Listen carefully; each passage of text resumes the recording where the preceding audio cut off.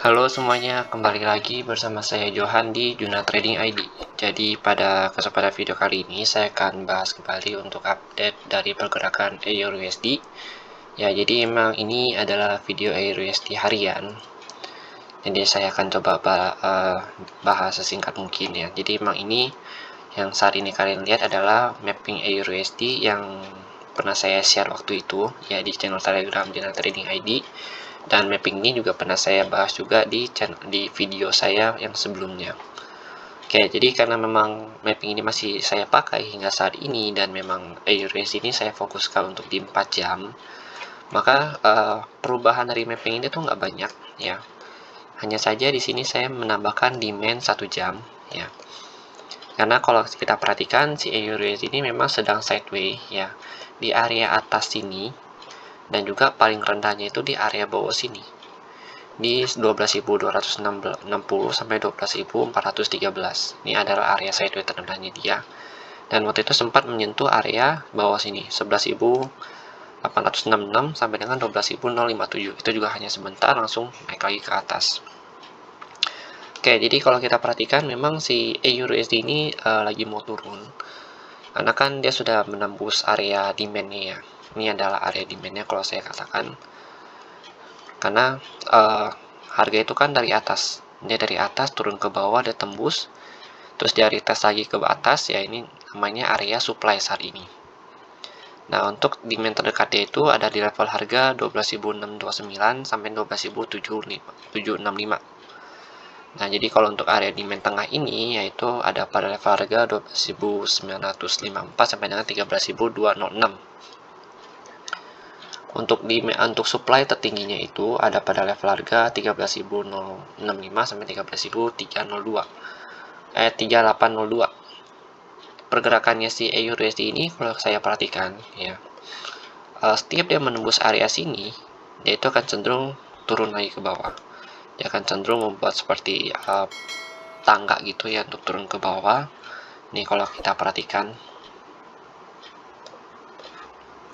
dia turun, naik, naik lagi, turun lagi, dan kemungkinan dia akan naik lagi begini, baru dia akan lanjut turun.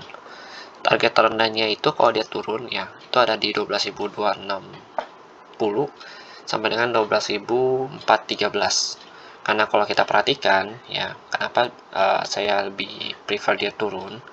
Ketika dia sudah berada di bawah supply area ini ya, ketika dia sudah berada di bawah supply area ini, dia itu akan cenderung untuk melakukan penurunan. Ya, kita perhatikan di sini. Oke. Tapi kalau dia berada di atas level supply ini atau berada di atas level garis yang hitam ini ya di 13.067, itu dia akan cenderung melakukan kenaikan ke atas. Maka dari itu untuk saat ini EURUSD ini lebih cenderung untuk ke sell daripada untuk ke buy-nya. Jadi mungkin kita bisa tunggu juga di area ini nih 12.629 sampai 12.765 untuk coba melihat apakah si harga ini akan pullback lagi ke atas ya seperti yang ini, atau dia lanjut turun ke bawah. Oke. Kalau saat ini misalkan mau sell ya, stop loss itu ada di 36.000 ya, 36.000 di 13.100 ya untuk stop lossnya kalau kalian mau sell saat ini. Karena kalau dia lebih dari sini otomatis dia akan pullback lagi ke atas ini. Dan kalau untuk trend si EURUSD ini sebenarnya kalau untuk trend itu dia sedang turun ya, sedang downtrend ke bawah untuk primary trendnya. Dan saat ini dia itu sedang berada di fase minor trend ke atas. Ya, dia sedang berada di minor trend ke atas. Dan kalau kita perhatikan memang si EURUSD ini sudah breakout dari trendline-nya. Ya, dia sudah breakout dari trendline dan berusaha untuk turun ke bawah lagi. Ya, kalau kita perhatikan di sini, ini kan trendline ya.